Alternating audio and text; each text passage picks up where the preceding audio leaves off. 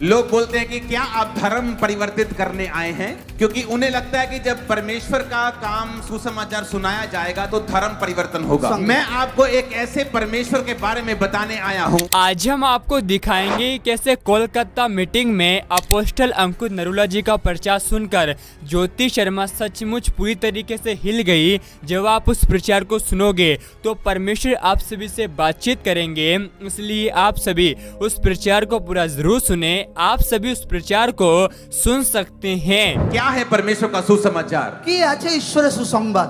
लोग बोलते हैं कि क्या आप धर्म परिवर्तित करने आए हैं, इस लोगरा बोले कि আপনি ধর্মকে পরিবর্তন করতে এসেছেন, क्योंकि उन्हें लगता है कि जब परमेश्वर का काम सुसमाचार सुनाया जाएगा तो धर्म परिवर्तन होगा। কারণ তাদের মনে হয় যখন ঈশ্বরের সুসমাচার শোনানো হচ্ছে যে ধর্ম পরিবর্তন হবে। लेकिन मैं आपको बताना चाहता हूं, मैं आपका धर्म परिवर्तन करने नहीं आया हूं। কিন্তু আমি একটা কথা আপনাকে বলতে চাই, আমি আপনার ধর্ম পরিবর্তন করতে আসিনি। मुझे ना तो आपके पैसे में इंटरेस्ट है, না তো আপনার পয়সা টাকাতে আমার ইন্টারেস্টিং আছে, ना ही आप किस धर्म से किस जात से हैं, मुझे इससे कोई लेना देना नहीं है। না তো আপনি কোনো ধর্ম জাতের কোনো আমার লেনা দেনা নেই তার সঙ্গে। मैं आपको एक ऐसे परमेश्वर के बारे में बताने आया हूं আমি এমন একটা ঈশ্বরের বিষয় আপনাকে বলতে চাই जिसने मेरी जिंदगी को बदला है। যে ঈশ্বর আমার জীবনকে বদলেছেন। मैं एक नशा करने वाला व्यक्ति था, আমি একটা নেশাগ্রস্তওয়ালা ব্যক্তি ছিলাম, क्रिश्चियनिटी का विरोध करने वाला व्यक्ति था। আমি খ্রিস্টান লোকদের অনেক বিরোধ করতাম। मेरे दादाजी सरकारी अफसर थे। जब उन पे प्रार्थना करने के लिए सिस्टर्स आती थी, उनको कैंसर था, तो मैं उनका विरोध करने वाला एक व्यक्ति था। আমার যে দাদু ছিলেন তিনি অফিসার ছিলেন, আর তিনি যখন রোগে পড়েছিলেন আর সিস্টারে যখন প্রার্থনা করতে আসছেন তার ক্যান্সার রোগের কারণে, আমি সেই সিস্টার সেই প্রভুর লোকদের অনেক বিরোধ করতাম। और मैं अपने परिवार को मसीह में जाने से रोकता था। আর আমি নিজের পরিবারকে প্রার্থনাতে যেতে প্রভুতে যেতে অনেক মানা করতাম। और जब मुझे बीमारी हुई और नशे बढ़ गए और मैं सुसाइड करने तक आ गया, আর একদিন আমার জীবনে যখন অনেক রোগ বেড়ে গেল আর রোগের কারণে যখন আমি আত্মহত্যার দিকে আমি এগোলাম, तो एक हिंदू व्यक्ति ने बताया मेरे घर आके कि प्रभु यीशु मसीह तेरे धर्म या जात को बदलने के लिए नहीं, तेरे जीवन को बदलने के लिए आए हैं। একটা হিন্দু ব্যক্তি আমাকে বলেন যে প্রভু যিশু আপনার জাত কি ধর্ম পরিবর্তন করার জন্য নয়, আপনার জীবন পরিবর্তন করার জন্য এসেছেন দুনিয়ায়। ये ले पवित्र बाइबल। এটা নাও পবিত্র বাইবেল।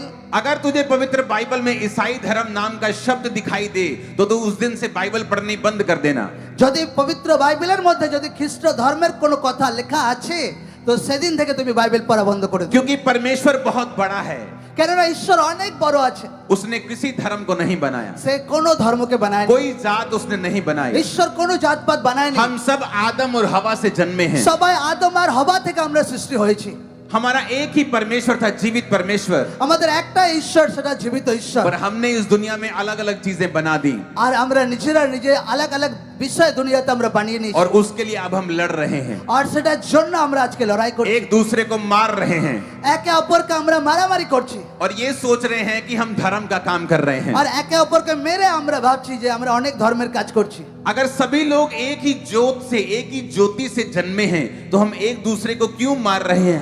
अगर हमारा पिता एक है तो সবাই যদি একটা উপরওয়ালা থেকে জন্মেছি তো একে অপরের সঙ্গে কেন লড়াই করছি আমরা? सिर्फ बाइबल ये बताती है শুধু বাইবেলে শুধু এটা বলে कि हमारा पिता एक है আমাদের পিতা একই আছে, और हमें किसी को धर्म के नाम पर मारना और काटना नहीं है, আর আমাদের ধর্মের নামে কাউকে মারা কাটার কোনো দরকার নেই, और एक दूसरे से प्रेम करना है। একে অপরকে প্রেম করার আছে। यही बात बताने में आपको आज आया हूँ। এই কথা বলার জন্যই আমি এখানে এসেছি। वचन कहता है मत्ती 3 उसकी 1 से 12 आयत में, বাক্য বলে মথি 3:12 परमेश्वर का एक जन खड़ा होता है कि लिखा, उन दिनों में यूहन्ना बपतिस्मा देने वाला ঈশ্বরের জন একজন দাঁড়ায় সেই টাইমে যখন ভবিষ্যদ্বক্তার টাইমে आकर यहूदिया के जंगल में प्रचार करने लगा, আর জিহুদিয়ার জঙ্গলে প্রচার করতে লাগলেন যোহন্না ভবিষ্যদ্বক্তা, मन फिराओ যে মন ফেরাও क्योंकि स्वर्ग का राज्य निकट आ गया। কেন স্বর্গ রাজ্য সন্নিকট এসে গেছে। कहता मन फिराओ। বলছে মন ফেরাও। ये बाइबल यूनानी भाषा से लिखी गई है, এই বাইবেল ইউনানি ভাষাতে লেখা আছে, और यूनानी भाषा में मन फिराने का मतलब है আর ইউনানি ভাষাতে মন ফেরানোর মানে হচ্ছে मिट्टी মিট্টি नियाओ। নিয়াও।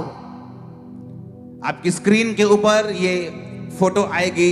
यूनानी भाषा में मन फिराने का मतलब है मिट्टी नियाओ। আমরা স্ক্রিনের উপর দেখতে পাচ্ছি यूनानी भाषा में मन फेरानोर माने मतलब की परमेश्वर का दास कहता है मेटिनियाओ, मन फिराओ, ঈশ্বরের দাস বলছে মিটে নিও মন ফেরাও क्योंकि स्वर्ग का राज्य निकट आ गया এটা है। স্বর্গের রাজ্য কাছে চলে এসেছে। मेटिनियाओ का मतलब है মিটে নেওয়ার মানে হচ্ছে टू थिंक डिफरेंटली। मतलब কিছু আলাদা চিন্তাধারা। यूहन्ना कहता যখন ভবিষ্যদ্বক্তা বলছে स्वर्ग का राज्य निकट आ गया है। স্বর্গ রাজ্যের কাছে চলে এসেছে। क्या है स्वर्ग का राज्य? কি হচ্ছে সেই স্বর্গের রাজ্য? स्वर्ग के राज्य में बीमारी नहीं है, স্বর্গের রাজ্যতে কোনো রোগ নেই, रोना नहीं है, স্বর্গ রাজ্যতে কোনো কান্নাকাটি নেই, कलेश नहीं है, স্বর্গ রাজ্যতে কোনো ক্লেশ ঝগড়া নেই, चिंता नहीं है, স্বর্গ রাজ্যতে কোনো চিন্তা নেই, दुख नहीं है, কোনো দুঃখ নেই, अंदर की पीड़ा नहीं है, ভেতরে কোনো জ্বালা যন্ত্রণা নেই, मानसिक पीड़ा नहीं है, কোনো মানসিক দুশ্চিন্তা নেই, चिंता नहीं है। কোনো চিন্তা নেই। स्वर्ग का राज्य निकट आ गया है। বলছে স্বর্গ রাজ্য কাছে চলে এসেছে। लोग पूछेंगे क्या ऐसा संभव है লোকরা বলবে এটা কি সম্ভব আছে कि इस दुनिया में এই দুনিয়াতে থেকে हमें कोई रोग ना हो, আমাদের কেউ আটকাচ্ছে না, কোনো রোগ হচ্ছে না, हमें कोई चिंता ना हो? এই দুনিয়াতে আমাদের কোনো চিন্তাই হচ্ছে না। मेरी तो बहू बहुत तंग करती है, আমার জীবনে তো আমার ওয়াইফ বহুত তাং করে, उसने तो मुझ पे केस कर दिया है, সে তো আমার জীবনে কেস করে मैं দিয়েছে, बड़ी दुखी हूँ। আমি অনেক দুঃখতে আছি। क्या ये संभव है এটা কি সম্ভব আছে कि इस दुनिया में এই দুনিয়াতে থেকে मैं चिंता रहित रह सकती हूँ? আমি বিনা চিন্তাতে থাকতে পারি? मेरा तो बिजनेस फ्लॉप हो गया, আমার তো ব্যবসা ডাউন হয়ে গেছে, मेरा तो कमेटियां उठा उठा के मेरा बिजनेस फ्लॉप हो गया, खत्म हो আমার गया, কমিটি দিয়ে দিয়ে আমার বিজনেস পুরো ডাউন হয়ে গেছে, मुझ पे कर्जा हो गया। আমার অনেক ঋণ হয়ে গেছে। और आप कह रहे हो আর আপনি বলছেন कि इस दुनिया में এই দুনিয়াতে ये संभव है এটা সম্ভব আছে कि मैं सुखी रह सकूं, যে আমি সুখী থাকতে পারি, कर्जों से मुक्त हो सकूं, আমি ঋণ থেকে মুক্তি থাকতে পারি, बीमारियों से मुक्त हो আমি सकूं। রোগ থেকে মুক্তি থাকতে পারি। यही गुड न्यूज मैं आपको देने के लिए এটা आया শুভ हूं। সংবাদ আমি আপনাকে দিতে এসেছি। हाँ, ये संभव है, হ্যাঁ এটা সম্ভব আছে, दिस इज पॉसिबल, এটা সম্ভব আছে। ये संभव है। आप सभी इस वीडियो को भी छोड़ के ना जाए, आप सभी इस वीडियो को पूरा जरूर देखें। जैसा कि आपने वीडियो में देखा कैसे अपोस्टल अंकुर नरूला जी ने कोलकाता मीटिंग में प्रभु यीशु मसीह का सामर्थ्य प्रचार किया। उस प्रचार को सुनकर ज्योति शर्मा सचमुच पूरी तरीके से हिल गई। आप सभी को हम बताना चाहते हैं परमेश्वर का वचन कहता है परमेश्वर ने हमें भय की नहीं वरन सामर्थ्य की आत्मा दी है। आज बहुत सारे मसीह लोग हैं जो कि ईसाई विरोधियों की बातों को सुनकर हमारे सच्चे प्रभु यीशु मसीह को छोड़ देते हैं। परमेश्वर का वचन कहता है धन्य हो तुम जब मनुष्य मेरे कारण तुम्हें निंदा करे, तुम्हें सताए, तब आनंदित और मगन होना क्योंकि स्वर्ग में तुम्हारे लिए बड़ा प्रतिफल है। आप सभी को हम बताना चाहते हैं परमेश्वर का वचन कहता है हमारा प्रभु यीशु मसीह इस संसार में धर्म और जात को नहीं लेकिन जीवन को बदलने के लिए आया है। और परमेश्वर की इच्छा यह है कि कोई भी नरक में ना जाए लेकिन हर एक व्यक्ति अनंत जीवन को और बहुत आयत के जीवन को प्राप्त करे।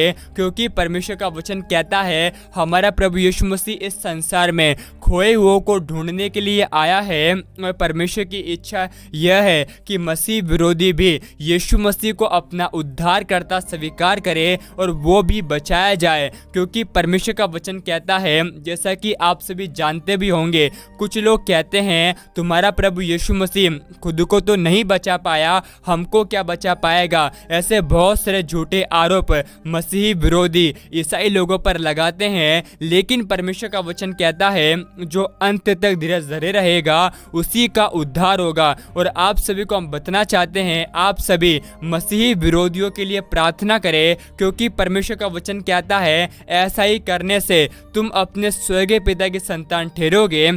आप सभी को प्रचार कैसा लगा आप हमें कमेंट में ज़रूर बताएं। वीडियो को आगे देखने से पहले आप सभी प्रभु यीशु मसीह के प्रोडक्ट को ज़रूर खरीदें, लिंक डिस्क्रिप्शन में है। और परमेश्वर का वचन कहता है तुम जाओ और सारे जगत के लोगों को प्रभु यीशु मसीह के बारे में बताओ, पिता पुत्र पवित्र आत्मा के नाम से उन्हें बपतिस्मा दो और देखो जगत के अंत तक सदैव मैं तुम्हारे साथ रहूँगा। आप सभी को हम बताना चाहते हैं परमेश्वर ये चाहता है कि कि हम यीशु मसीह का प्रचार करें। जो लोग आज गंदगी में पड़े हुए हैं उनके लिए हम प्रार्थना करें। आप सभी इस वीडियो को एक लाइक करें। परमेश्वर आप सभी को बहुत आशीष दे।